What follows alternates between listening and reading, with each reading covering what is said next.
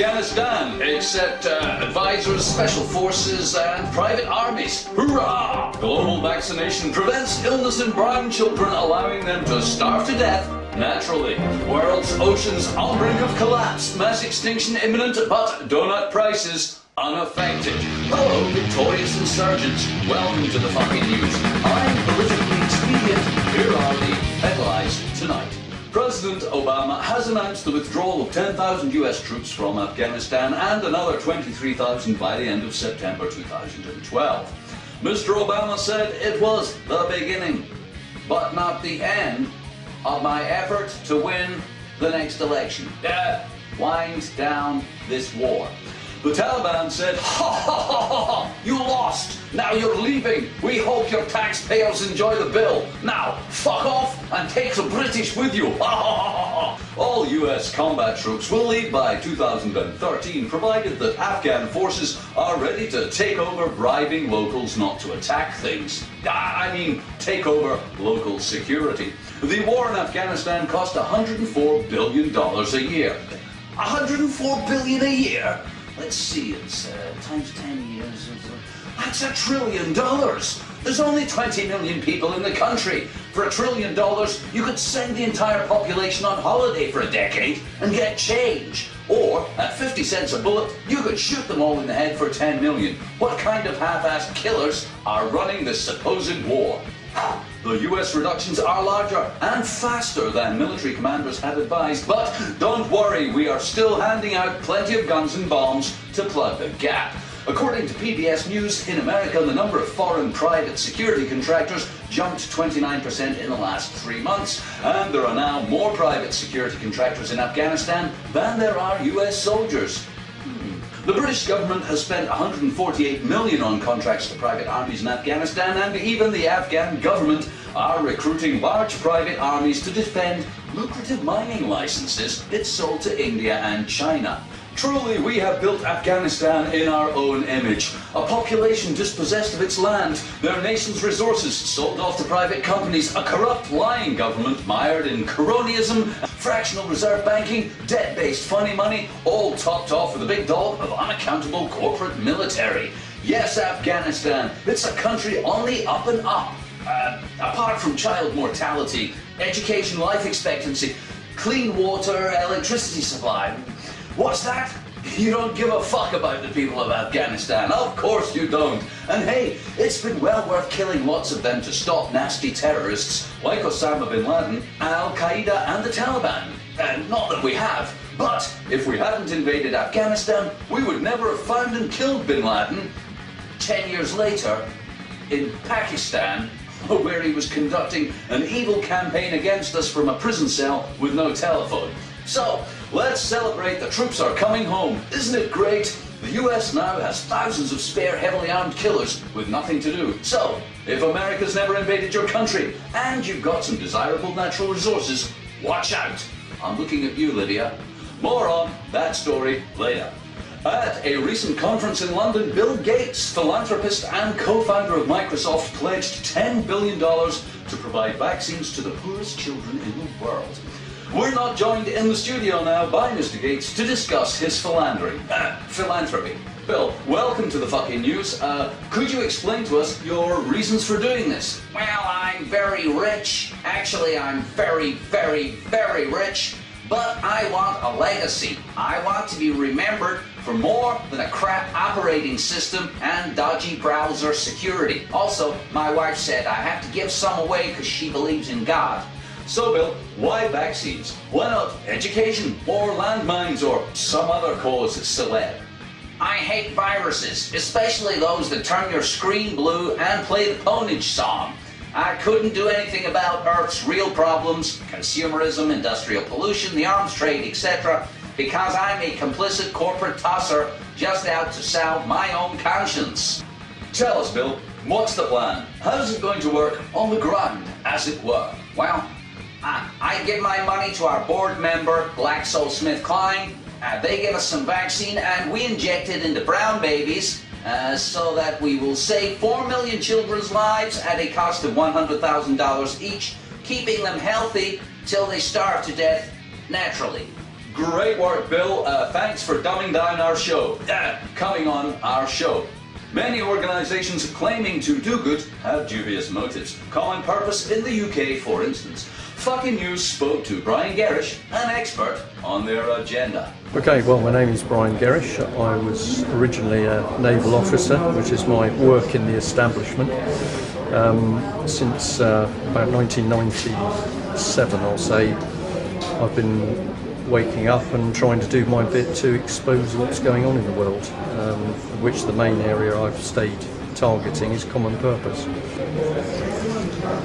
Well, the key bit is the factual information is it's charity. It's set up as a charity, but when you follow through it, through the organisation, you find that money overwhelmingly comes in from the public sector, coupled with donations from huge global corporate organisations, of which virtually every major international bank is involved. So the strange nature of Common Purpose is it claims to be a charity educating people, creating future leaders, but when you delve into it, it's unbelievably elitist. Well, it's bad because they are not doing what they claim to do. They claim to be educating people and running a non-aligned program. But if you look at their own documentation, you look at their own website, you look at what they say, what they're actually running is a political ideology which is to create a common purpose of people in this country and countries overseas. So charities are not supposed to be political. Common Purpose is overwhelmingly political.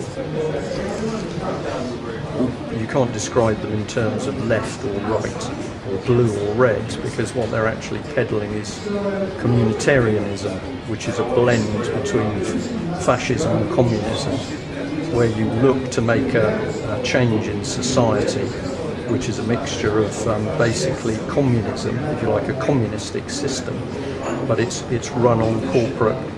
Sorry, the communistic side is a control, central control, but the thing is run on a corporate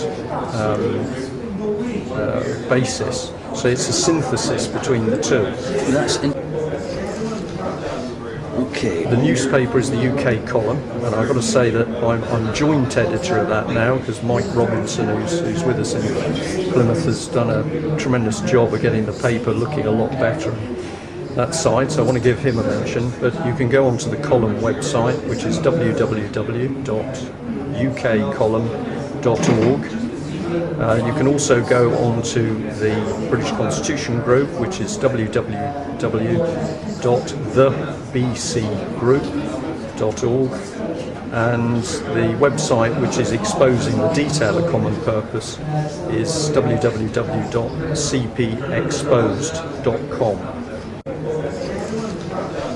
Okay. Well, yeah, but we don't need to worry about those people. It's important that we don't, because you can spend hours trying to convince people that don't want to be convinced, even if the truth's under their nose. What we've got to do is get to the people who've maybe woken up a little bit. They're saying, what's going on? My child hasn't got a job. Weird things going on in the hospital or school. Those are the people we need to get to. You help them wake up more.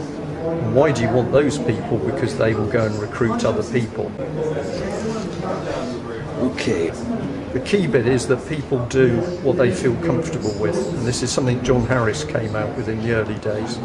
And he put it like this: if challenging the police is not your thing, or you're worried about you might do something and you could end up in a police cell, we're not advocating law breaking or violence, but you might find yourself, don't do it. What you want to do is what you feel comfortable with. Okay. Well, we need to be involved, but we've got to understand a fundamental thing, and that is that at the moment the whole of the so-called democratic political situation in this country, the whole thing is corrupt. It's a puppet show. The left and right, which we've been sold for years as being fact, is fiction. And if we're going to change the situation, in my opinion, what we need to do is get independent people back into Parliament, and parties should be outlaw party politics is the issue. We must get involved in politics because that's to do with how we run our lives. But party politics is what we need to get rid of. And under the Constitution, any vote taken in Westminster should be a free vote. The individual should take it as a free vote. And that means the fact that we have a system where whips are used to drive people into a common line is unlawful by our basic constitution. And the other bit, that, since we're on camera, the key bit at the moment is we've got to keep things peaceful in this country because the other side wants fractiousness, violence, people against each other. So my view at the moment is it doesn't matter who's in the country, how they got here. Everybody in the country at the moment's got to get involved in this fight because it doesn't matter what colour you are, we're all going to be in the same camps. And that is ultimately what's coming unless we do something about it. Secret plans, common purpose, the Masons, the Illuminati. How much of our lives are steered by hidden hands? Some? None? A little bit? And how would you know anyway, since it's all a secret? And finally, the world's oceans are fucked, according to the International Programme on the State of the Ocean.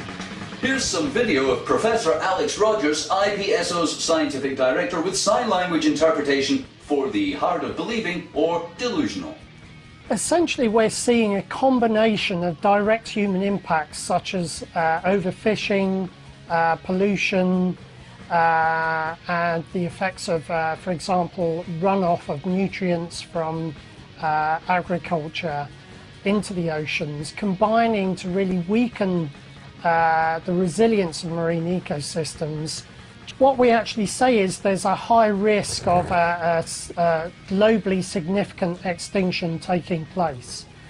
Essentially, impacts like overfishing alter the structure of marine ecosystems and make them much more vulnerable. Yes, what we're saying may be hard for many people to accept, but we have reached a point where we must take action now to try and alter the future trajectory of where these changes in the ocean are actually going.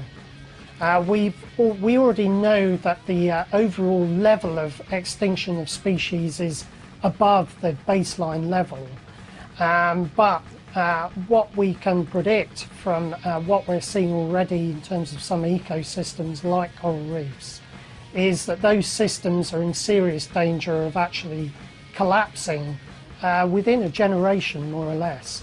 And some of those ecosystems are associated with a very high diversity of species. So when we talk about extinction here, we really are talking about a globally significant extinction event. The important thing to note, though, is that most of the world's marine species obviously are still with us. So there is time to turn this situation around. Donut prices in the UK remain unaffected by the demise of our oceans and have remained steady throughout the credit crisis and royal wedding. But how long can it last? And have we seen peak donut? Join us next week for Peak Freak Lone Wolf's special report. Thanks, and now the weather. The planet's fucked, it's your fault, and it's getting worse. Have a nice weekend.